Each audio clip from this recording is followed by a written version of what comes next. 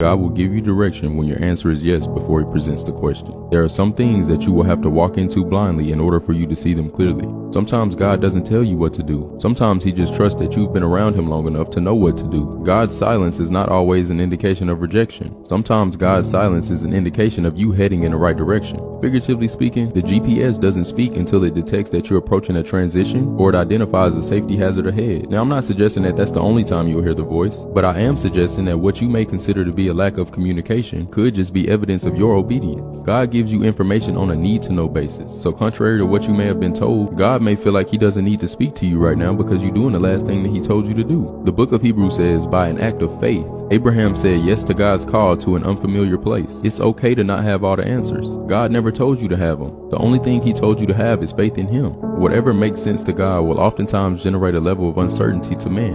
And that's how you know it's from God, because God is the only person that can fill the gap between reality and possibility. I don't know who needs to hear this, but I know God put it on my heart to tell somebody for a reason. The decision you're afraid to make is a reflection of the cycle that you refuse to break.